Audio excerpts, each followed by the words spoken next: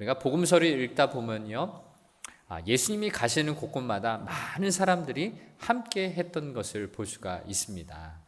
예수님이 천국 복음을 증거하시고 또 말씀을 전파하시고 병자들을 고치실 때 많은 사람들이 와서 은혜를 받고요, 또 병고침을 받고 하나님 나라의 크신 일들을 경험했습니다. 특별히 오병이어의 기적을 보면요, 물고기 2마리 또 보리떡 5 덩어리로 수많은 사람들을 먹이셨죠. 성인 남자만 5,000명, 여자 아이들까지 합치면 2만 명이 넘는다고 성경학자들은 이야기합니다. 수많은 사람들이 예수님이 하시는 그 놀라운 일들을 경험했는데요, 한번 질문할 것은요, 그 수많은 사람들이 예수님을 따라다녔지만 그들은 진짜 예수님을 따르는 제자였을까라는 질문을 해볼 수가 있습니다. 분명히 예수님의 말씀을 듣고 은혜를 받았고 수많은 기적들을 눈으로 보았고 어떤 사람들은 직접 자기의 병이 낫기도 하고요. 그런데 이 많은 사람들이 진짜 예수님의 제자가 되었을까라는 질문을 해볼 수 있습니다. 이 복음서에서는요, 예수님을 따르는 사람을 무리라는 것과 또 제자라는 것으로 구별을 합니다. 무리와 제자는 어떤 차이가 있을까요? 무리는 영어로 crowd, 많은 사람들, 특별히 어떤 한 목적을 가지고서 모여든 군중이라고 이야기를 할 수 있습니다. 무리를 어떤 사람은 팬이라고 이야기하는데, 연예인, 운동선수, 스포츠팀 이런 것들을 좋아하는 그런 사람들을 이야기하기도 하죠. 요즘 한류 문화가 떠서 BTS 외국인들도 모르는 사람이 거의 없을 것 같습니다. 또 어르신들에게는 어떤 연예인들이 기억나시나요? 신성일, 엄앵란, 그런 분들 기억나시나요? 기억하시네요. 또 약간 좀 층이 좀 젊으신 분들은 서태지, 소녀시대 이런 분들을 기억하실 수 있고요. 그런데 안타까운 것은요, 시간이 지나면요, 기억조차 잘 안 나는 거예요. 그 당시는 좋아하고 따라다니고 환호하고 그러지만 어느 순간에 또 다른 사람들이 나타나면 또 다른 사람을 쫓아다니는 거죠. 그게 바로 팬이라는 거예요. 얼마 전 지난 금요일에 여기 오클랜드에서도 K 페스티벌 해서 뉴질랜드에서 또 활동하는 한국인들이 나왔는데 폴킴 보러 우리 학생들이나 청년들 다녀왔을 것 같아요. 근데 우리가 이런 팬이라는 것, 무리라는 건 자기가 좋아하는 사람을 쫓아다니는 거고요. 어떻게 시간이 지나면은 자기가 이제 좋아하지 않으면요, 자기와 맞지 않으면 이제 끝이 나는 거죠. 그런데 이 반에서 제자라는 것은요, 선생님의 가르침을 또 선생님의 인품과 삶을 보고 배우는 사람이 제자입니다. 그래서 성경은요, 제자는 훈련된다라고 표현을 하고 있습니다. 즉 예수님 주위에 수많은 사람들이 몰려왔어요. 함께 많은 것들을 배우고요, 또 기적들을 바라보고요. 그런데 대부분의 사람들은요, 무리라는 거예요. 팬이라는 거예요. 그리고 소수의 사람들이 진짜 예수님을 따르고자 훈련되어지고 순종하고 헌신하는 제자가 된 것이다 라고 이야기할 수 있습니다. 그동안 많은 설교 중에서 이 무리와 제자를요, 흑백 논리처럼 딱 가르면서 이야기를 하는데, 부정적으로 이 무리에 대해서는요, 자기중심적이다, 이기적이다 라고 표현을 하기도 합니다. 왜냐하면 자기 마음에 들면 쫓아다니는 것이 무리이기 때문이라는 거예요. 그런데 우리가 기억해야 될 것은요, 예수님은 이 무리를 특별히 사랑하셨어요.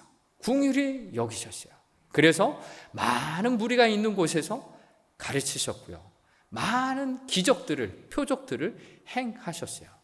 그리고 이 무리들 가운데서 함께 시간을 보내시면서 어떤 특정한 사람들을 제자로 부르셨고요, 제자들을 훈련시키셔서 예수님의 천국 복음으로 무장한 사람들로 만드셨다라는 것을 우리는 기억할 필요가 있습니다.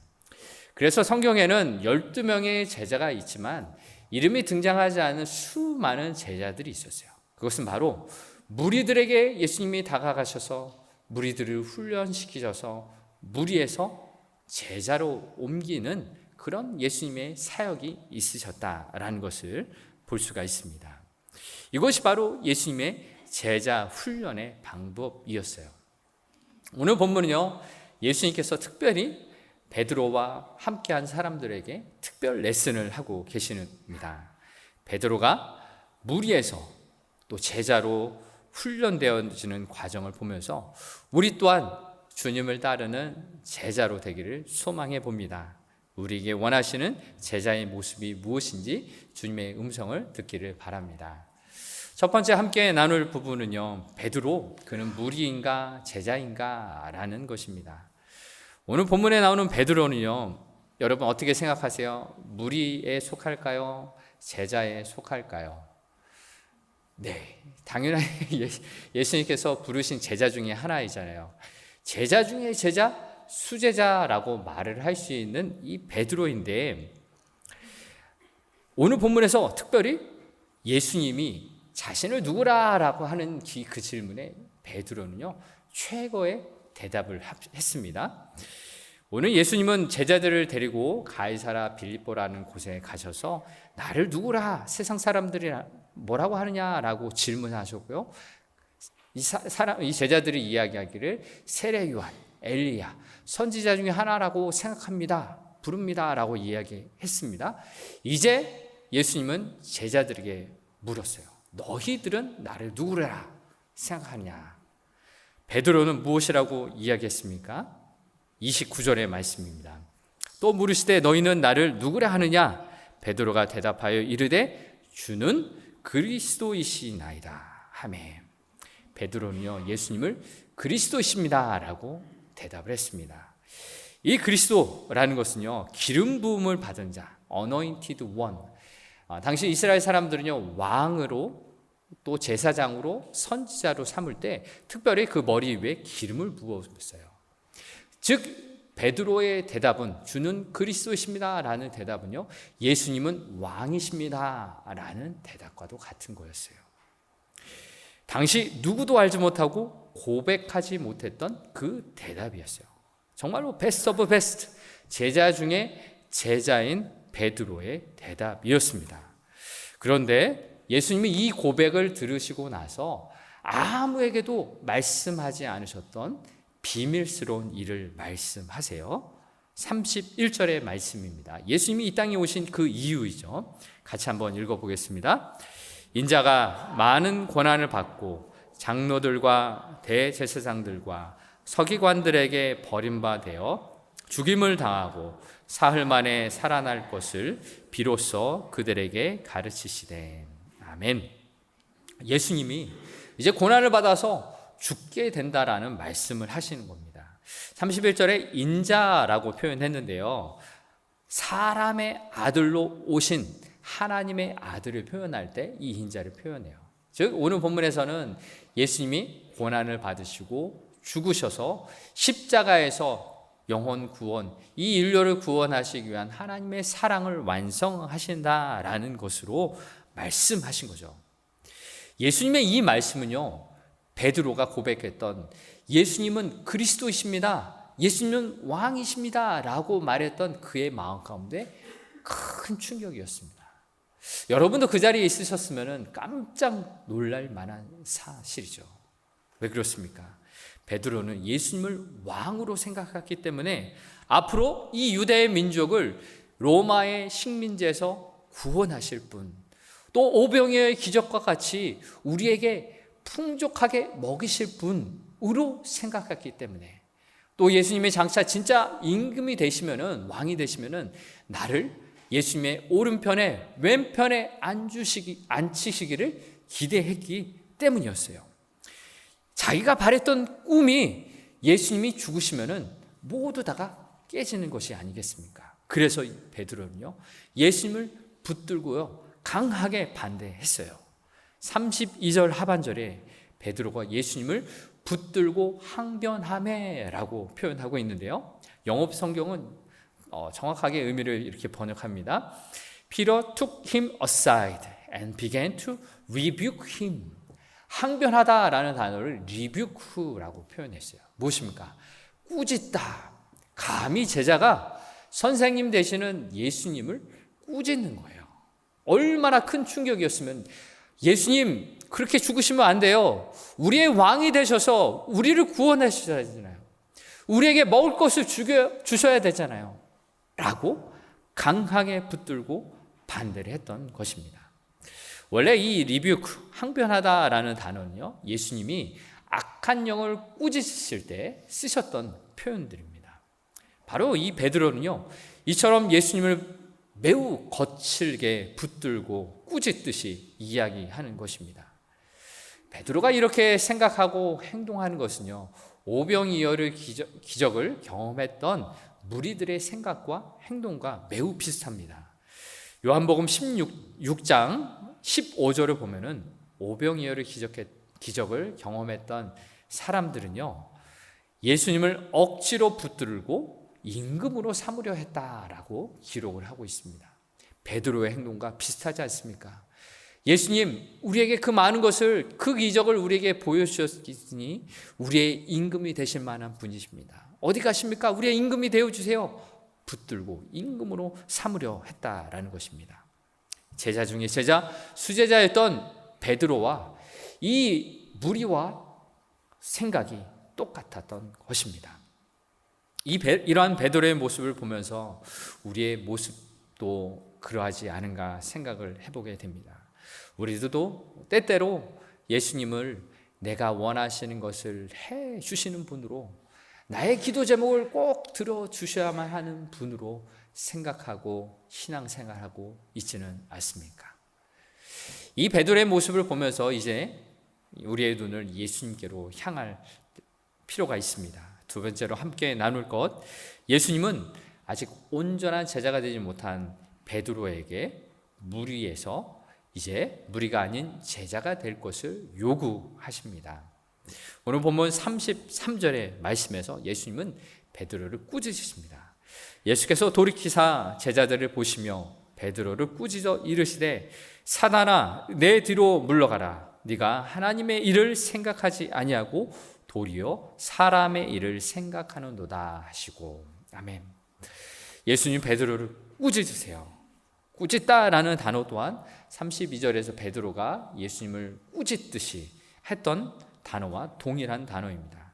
악한 영이 베드로를 사로잡아서 그의 말과 행동으로 표현된 것처럼 예수님은 더 큰 영적인 힘을 가지시고 베드로의 그 악한 영을 꾸짖습니다. 사단아 내 뒤로 물러가라. 네가 하나님의 일을 생각하지 아니하고 사람의 일을 생각하는구나 라고 엄히 꾸짖으셨어요.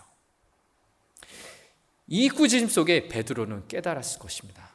내가 나의 마음속에 사단이 하나님의 일을 생각지 아니하고 사람의 일을 생각하게 했구나 라는 것이죠.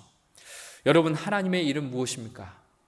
예수님이 말씀하신 것처럼 인자가 이 땅에 와서 고난을 받고 죽으실 것이라는, 즉 십자가에서 예수님의 그 귀한 사역을 통해 인류를 구원하시기 위한 하나님의 일을 행하시기 위해 예수님이 오셨다는 거예요. 그런데 그 일이 이루어지면 안 된다고 베드로가 말했던 것 아닙니까? 사람의 일이라는 거예요. 예수님 이 땅에 임금으로 오셔서 우리를 다스려 주세요. 우리를 로마에서 구원해 주시고 먹고 사는 문제에 책임져 주셔야 합니다. 베드로는 자기 눈앞에 있는 그것을 위해서 사람의 일을 생각했던 것입니다. 예수님이 십자가에 걸어가시는 그 길을 막고 섰던 것이에요. 예수님은 좀 더 이 베드로에게 더 큰 깨달음을 주시기 위해서 제자가 되기 위한 길을 말씀하십니다. 34절에 나온 것처럼 누구든지 나를 따라오려거든 자기를 부인하고 자기 십자가를 지고 나를 따르라. 베드로와 함께 또 제자들과 무리들에게 이 말씀을 하셨어요. 영어 성경으로는 이 제자가 되려거든 라는 것을 명확하게 이렇게 표현합니다. Whoever wants to be my disciple must deny themselves and take up their cross and follow me. 누구든지 제자가 되려거든이라고 영어 성경은 분명하게 기록하고 있습니다. 즉 무리와 제자 사이에서 머뭇머뭇하고 있는 베드로와 주변 무리들에게 요구하시는 거죠. 지금 오늘도 우리에게 이 말씀을 하십니다. 자기를 부인하라. 그리고 자기 십자가를 지고 주님을 따르라 라고 우리에게도 말씀하시는 것입니다. 이 자기를 부인하라 라는 것은요, 현대어 성경 번역 공동 번역에서는 자신을 버리라 라는 의미로 번역을 했습니다. 즉 자기를 부인한다 라는 것은 나를 버리고 내 인생의 주인이 예수님입니다 라고 고백하는 거예요. 내가 내 인생의 주인의 자리에서 내려오라 라는 것이죠. 이제는 내 안에서 그리스도께서 사시는 것입니다 라고 고백하라는 의미입니다. 이것을 사도 바울은요, 갈라디아서 2장 20절에서 이렇게 믿음으로 선포하고 있습니다. 함께 믿음으로 함께 고백하도록 하겠습니다. 내가 그리스도와 함께 십자가에 못 박혔나니 그런즉 이제는 내가 사는 것이 아니요 오직 내 안에 그리스도께서 사시는 것이라. 아멘. 그렇죠. 내가 그리스도와 함께 십자가에 못 박혀 죽었다라고 사도 바울은 고백하고 선포하고 있습니다. 여러분은 죽으셨습니까? 어떠세요? 여기 살아가 계시는군요. 우리의 육신은 살아있으나 영적인 의미는 이 사도 바울이 고백했던 것 무엇입니까? 내가 그리스도와 함께 십자가에 못 박혀 죽었다라고 고백해야 하는 것입니다. 예수님이 십자가에서 못 박혀 죽으신 이유는요, 우리의 죄 때문에 대신 죄값을 치르시고 죽으신 것이죠. 그래서 예수님께서 십자가에 못 박혀 죽으실 때 죄된 나의 모습이 함께 십자가에 못 박혀 죽은 것입니다. 사도 바울이 이것을 이야기하는 거예요. 그러면서 이제 내가 사는 것은 내 안에 그리스도가 사시는 것이다 라고 고백하는 것입니다. 바로 예수님께서 자기를 부인하라 라는 의미는 바로 사도 바울의 고백과도 동일한 내용입니다. 내가 때때로 화가 날 때, 속상해할 때, 억울한 일을 당할 때 나는 죽었습니다 라고 고백하고 선포할 수 있기를 바랍니다. 나는 내가 화나고 분노하고 죄짓고 유혹해 당할 그때에 나는 십자가에 이미 죽은 몸입니다, 죽은 사람입니다 라고 고백한다면 더 이상 화낼 내가 있겠습니까? 억울해서 분통해야 할 내가 살아 있겠습니까? 바로 육적인 욕망을 가진 이 내 예체하는 그리스도와 함께 이미 죽은 것입니다. 그래서 나는 죽었다. 예수님이 십자가에 못 박히시되 나는 죽었다. 날마다 고백함으로 성령께서는 일하기 시작하는 거죠. 성령께서는 내 안에서 주님께서 살아계시다 라는 것을 내 안에서 일하고 계시는 것입니다. 이 자기 부인, 내 힘과 능력으로는 사실은 어렵습니다. 불가능합니다. 참 쉽지 않습니다. 그래서요, 세상의 심리학과 상담학에서는요, 사람이 인품이 변하는 거, 기질이 변하는 거 어렵다, 아니 불가능하다라고 말을 하고 있습니다. 그런데요, 우리 신앙인은 다릅니다. 우리는 예수 그리스도 안에서 새로운 피조물이 된 존재예요. 성령께서 그것을 말씀하십니다. 우리가 날마다 성령님을 의지하며 나의 뜻을 내려놓고 예수님을 따라 살아가기 원합니다 라고 고백할 때 주님을 따르는 참 제자로서 나를 부인하는 사람으로 성령께서는 날마다 만들어 주실 줄을 믿습니다. 우리는 날마다 새로운 피조물로 만들어 주심을 믿습니다. 베드로가 자기를 부인하라 라는 이 예수님의 말씀을 들었을 때, 내가 하나님의 뜻이 아닌 사람의 뜻, 사람의 일로 내가 살았구나, 주의 말씀의 빛 앞에서 자기 자신을 발견하게 되었을 것입니다. 내 욕망과 내 욕심, 나의 왕국을 쌓아가는 것이 아니라 하나님의 나라, 하나님의 일을 위해서 살아가야 하겠구나 라고 생각하게 된 것이죠. 또 한 가지 예수님이 말씀하시는 제자의 길은요, 자기 십자가를 지는 길입니다. 기독교의 핵심은요, 십자가예요. 십자가. 십자가는 지고 가는 것이고요. 또 하루 이틀 지고 가다가 포기하는 것이 아니라 우리의 인생 전체를 들여서 평생토록 지고 가는 것입니다. 예수님은요, 우리를 사랑하셨어요. 그 십자가, 무거운 십자가를 지고 가셨어요. 그리고 그 십자가 앞에 우리의 모든 인류의 죄를 대신 져주시고 죽으셨어요.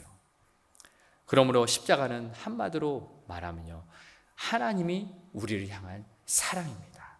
우리를 사랑하셨기 때문에 예수님이 십자가에 달려 죽으신 것입니다. 그러므로 우리는 이 자기 십자가를 진다라는 것은 의미는요, 하나님이 나를 사랑하셨기에 나 또한 우리의 사람들, 내가 지고 가야 할 이 십자가를 사랑하는 마음으로 지고 갑니다 라고 말하는 것입니다. 우리는 이 자기 십자가, 내가 지고 가야 할 십자가를 생각할 때 흔히 이렇게들 생각합니다. 내 옆에 살고 있는 가족들, 자녀들, 또 가족들이나 또 친지들, 또 직장에서 만나는 많은 사람들, 환경들이라고 생각하기 쉽습니다. 그래서 평생 원수와 같이 살아가면서 사랑해야 한다라는 말씀을 많이 듣잖아요. 즉 예수님이 내 원수를 사랑하라 라고까지 말씀하지 않았습니까? 그런데요, 내가 살아가는 사람들과 함께 살아가면서 내가 지고 가야 할 십자가라고 생각하는 것은요, 어찌 보면은 내가 지고 가야 할 십자가를 남에게 넘기는 것과도 같아요. 더 중요한 십자가는 무엇이냐 하면요, 내 안에 있는 내가 지고 가야 할 내 감정과 생각들이라는 거예요. 내가 함께 살아가는 내 자녀나 배우자나 또 직장에서 만나는 많은 사람들의 갈등 속에서 저 사람이 내가 져야 할 십자가라고 생각할 때 그것은 내 안의 생각이죠. 내 안의 감정이라는 거예요.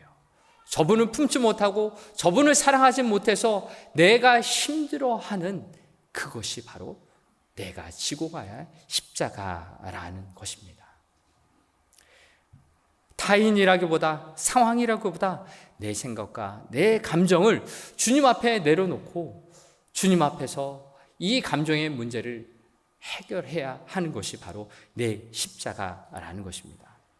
그래서 이 내가 지고 가야 할 이 십자가, 내 감정과 내 생각들 속에서 굉장히 우리는 힘들어할 때가 많이 있습니다.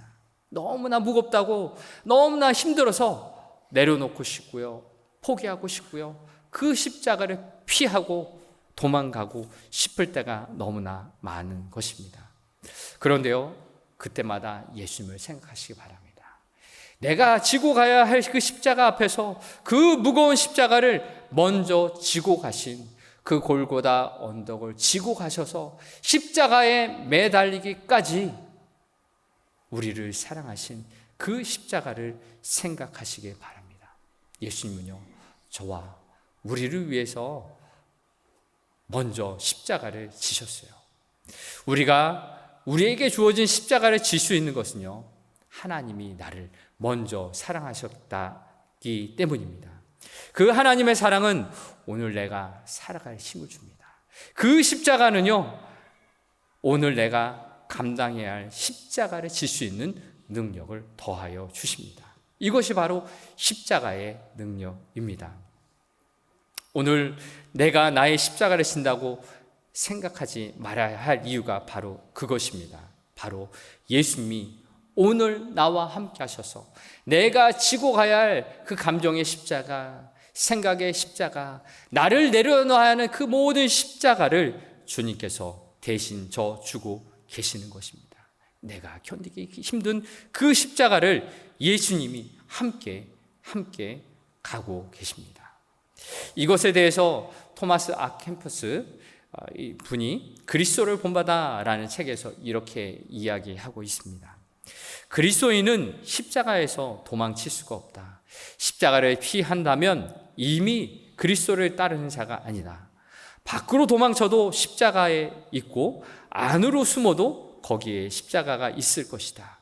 또한 위로 올라가도 십자가가 기다리고 있고 밑으로 파고들어도 십자가가 있을 것이다. 참고 순종하며 십자가를 져라. 그리하면 마지막에는 그 십자가가 너를 져줄 것이다. 이 마지막 말을 다시 한번 보십시오. 참고 순종하며 십자가를 져라. 그리하면 마지막에는 그 십자가라 너를 져줄 것이다. 참 마음에 와닿는 문구입니다. 우리가 힘들어서 십자가를 내려놓고 싶을 때 참고 인내하며 십자가를 지는 것, 그 결국에는 주님의 십자가가 우리를 대신져 주신다라는 것입니다. 나의 십자가가 너무 힘들다라고 생각될 때, 내려놓고 싶을 때 주님의 십자가를 바라보십시오. 그리고 주님의 사랑을 경험해 보십시오. 주님께서 우리의 십자가를 대신져 주신 줄 경험할 수 있기를 바랍니다. 오늘 설교의 제목, 무리인가 제자인가 라는 이 질문을 우리에게 한번 던지면서 말씀을 마무리하도록 하겠습니다. 우리는 무리인가요? 제자인가요? 팀 켈러 목사님은 신앙은 선택이다라고 이야기를 합니다. 세 가지 선택에 대해서 이야기하는데요. 하나님과 상관없이 살아가는 인생. 또 두 번째는요, 하나님이 내 뜻에 맞춰 주시기를 원하는 선택. 또 세 번째는요, 내가 하나님 뜻에 맞춰 가기를 결단하는 선택이 있다라는 것입니다. 신앙은 선택이라는 거예요. 세상의 많은 사람들은요, 하나님과 상관없이 살아가기를 선택합니다. 그리고 무리는요, 하나님과 함께 살아가지만 하나님이 내 뜻에 맞춰주기를 원하는 신앙의 삶을 선택합니다. 그런데 제자는요, 내가 하나님 뜻에 맞춰가기를 선택하며 살아가는 사람입니다. 여러분은 어떤 것을 선택하시겠습니까? 무리가 아닌 이제 제자로 거듭나기를 원합니다. 교회는 다니고 있고 예배는 드리고 있고 하나님 안에서 살아간다라고 말을 하지만, 베드로처럼 주는 그리스도이십니다라고 고백은 하지만 아직까지 하나님의 일이 아닌 내 뜻대로 살아가는 우리의 모습이 있는지 바라볼 수 있기를 바랍니다. 우리가 기도할 때 하나님, 내 안에 있는 내 뜻을 발견하게 하시고 내가 부인해야 할 나의 모습을 발견하게 해주세요 라고 기도하기를 바라요. 베드로가 예수님의 음성에 듣고 내가 사람의 일을 아직도 행하고 있구나, 하나님의 일을 맡고 있구나 라고 깨닫고 그제서야 하나님의 길을 걷기 시작하는 것이죠. 주님의 길을 걷기 시작하는 것입니다. 나의 뜻을 내려놓고 하나님 뜻에 맞추도록 살아가는 것입니다. 이제 우리의 인생 가운데 내 옛 자아가 아직도 살아있어서 꿈틀거릴 때마다 또 한번 고백하시기 바랍니다. 나는 십자가에서 이미 죽은 몸이다. 내가 그리스도와 함께 십자가에 못 박혔나니 이제는 내가 사는 것이 아니라 오직 내 안에 그리스도께서 사시는 것이다. 날마다 고백하시면서 예수 그리스도로 무장하고 예수님을 따르는 참된 제자의 길을 걸어가시기 바랍니다. 그러므로 우리에게 맡겨주신 생명을 살리고 생명을 또 품는 그런 귀한 믿음의 삶이 계속되길 주의 이름으로 축복합니다.